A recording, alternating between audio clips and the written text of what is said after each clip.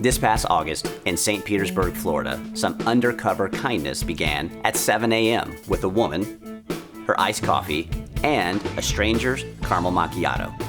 This drive-through kindness lasted 11 hours, with 378 people paying for a stranger's caffeine fix in the car behind them.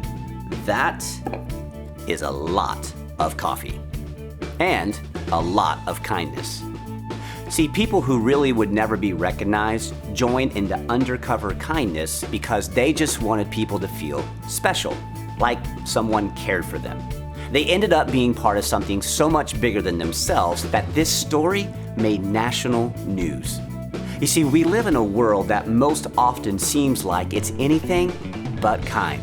I mean, just think about the arguments that break out in your own home.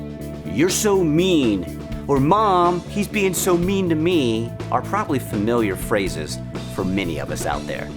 But what would happen if these moments of undercover kindness weren't so rare? What would happen if we decided to live out what Jesus said in our memory verse for this month?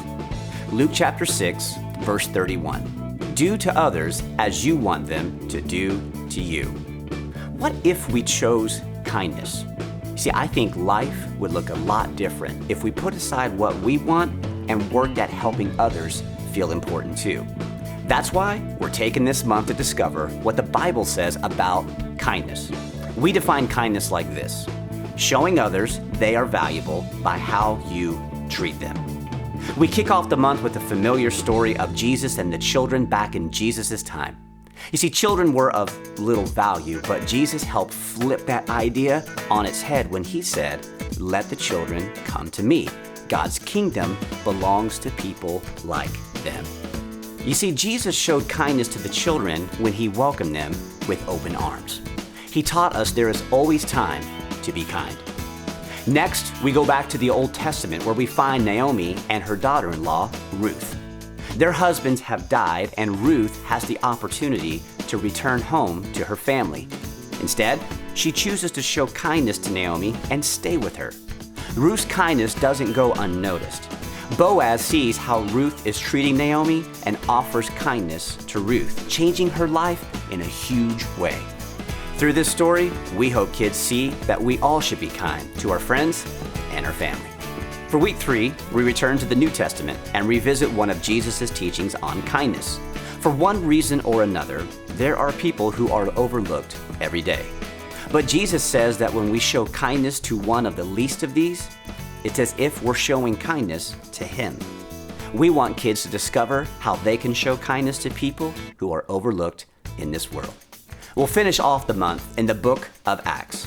Saul, the guy whose main goal in life was to wipe out Jesus' followers, had recently met Jesus and believed in him. It's no surprise that when he met up with the Jesus followers that they had a hard time trusting that his story was real. But Barnabas took a risk. He chose to believe Saul's story and help the rest of the disciples accept Saul as well. Barnabas is a great example for us and helps us discover that we should show kindness to people who aren't kind to us. Through these stories, we hope kids will see that showing kindness is really important. Not only is kindness a fruit of the Spirit, but it is also one of the best ways to tap into God's character.